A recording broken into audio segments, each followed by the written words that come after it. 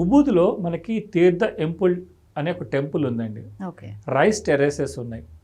Bali అంటేనే rice టెర్రసెస్ గుర్తొస్తాయి. తర్వాత అలానే వాటర్ ఫాల్స్ ఉన్నాయి. ఇవన్నీ చూసుకొని మనం ఆ రోజు ఉబుద్ ప్యాలెస్ ఉంది, ఉబుద్ మార్కెట్ ఉంది. ఇవన్నీ మనం ఆ రోజు చూసుకొని వస్తాం సెకండ్ డే అంతా కూడా. ఓకే. సో మనకి ఆ ఉబుద్ తీర్థ టెంపుల్లో మనకి హోలీ వాటర్ పడుతూ ఉంటుందండి. అక్కడ అందరూ స్నానాలు చేస్తారు. ప్లస్ మన డ్రెస్తో వాళ్ళు వెళ్ళనివ్వరు. కానీ వాళ్ళు ఏంటంటే మన పైన కట్టుకొని ఒక సారంగ్ అని ఒక వస్త్రం ఇస్తారు, అది తీసుకొని వెళ్ళాలన్నమాట. ఫారినర్స్ అండి, ఇండియన్స్ అందరూ కూడా దాంట్లో చక్కగా దిగి స్నానాలు చేస్తూ ఉంటారు. అంత అద్భుతంగా ఉంటుంది ఆ ప్లేస్, రెండు కొండల మధ్యలో ఉంటుంది. సో ఆ ప్లేస్ విజిట్ చేసుకొని మనం ఉబుద్కి సంబంధించిన అన్ని మెయిన్ అట్రాక్షన్స్ చూసుకొని వస్తామండి. తర్వాత థర్డ్ డే రోజు మనకి అద్భుతమైన చెప్పాను మీకు ఆలయాలు.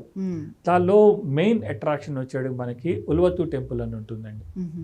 ఉల్వత్తు టెంపుల్ అంటే ఒక కొండ మీద ఉంటుంది. ఆ కొండ మీద చూస్తే కింద మనకి సముద్రం మొత్తం చక్కగా బ్యూటిఫుల్ సన్సెట్కి ఫేమస్ అనమాట. అంత సన్సెట్ ఉంటుంది. ఇందాక నేను చెప్పాను కదా, టెంపుల్స్ వాళ్ళ కాన్సెప్ట్ అనేది వాళ్ళకి ఏంటంటే దేవుడు ఒక్కళ్ళే, ఏ రూపం లేదు అనే కాన్సెప్ట్ అండి వాళ్ళది. సో మీరు టెంపుల్లోకి వెళ్తే ఏ విగ్రహం కనపడదు మీకు. అవునా? కంప్లీట్ వాళ్ళు అంటే వాళ్ళ ఎవరైతే గురువు ఉంటారో ఆ గురువు అక్కడ పూజలు చేస్తారు. మనకి ఎంట్రన్స్ లేదనమాట. వాళ్ళే చెప్తారు ఇది శివాలయం, ఇది విష్ణాలయం, ఇది అమ్మవారి ఆలయం అని. ఉలవత్తు టెంపుల్ అది చూసుకొని మనము ఆ క్లిఫ్ మీద ఉంటే అది ఒకటి చూసుకుంటాం. నెక్స్ట్ డే రోజు మనకి జీడబ్ల్యూకే పార్క్ అని ఉందండి. అంటే గరుడ విక్సక్సేన పార్క్. హిందూ దేవతడు వంటి గరుత్మంతుడు ఉన్నాడు అక్కడ. గరుత్మంతుడు విష్ణువు ఆధీనుడై ఉంటాడు. దానికి ఆల్మోస్ట్ వాళ్ళు ఒక 50 acres కేటాయించారండి. అది అద్భుతంగా చెక్కారు ఆ గరుత్మంతుడిని వాళ్ళు. మనం బాలీలో ఎటు తిరిగినా కానీ ఆ విగ్రహం కనపడతా ఉంటుంది మనకి.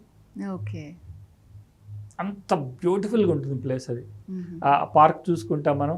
అక్కడే మనకి ఇంకొక టెంపుల్ ఉందండి, తనహలాట్ టెంపుల్ అంటారు. ఆ తనహలాట్ టెంపుల్ కూడా ఏంటంటే సముద్రం మధ్యలో ఉంటుంది అది. సో మనకి ఈవినింగ్ టైము అలలు పక్కకి వెళ్తాయి, అప్పుడు మాత్రం మనం ఆ టెంపుల్ దగ్గరికి వెళ్ళి రావడానికి ఛాన్స్ ఉంటుంది. అవునా? సో ఆ టెంపుల్ దగ్గరికి వెళ్ళి అక్కడ తీర్థం ఇస్తారు మనకి, ప్యూర్ వాటర్ అనమాట, సముద్రం మధ్యలో ఉన్నా కూడా.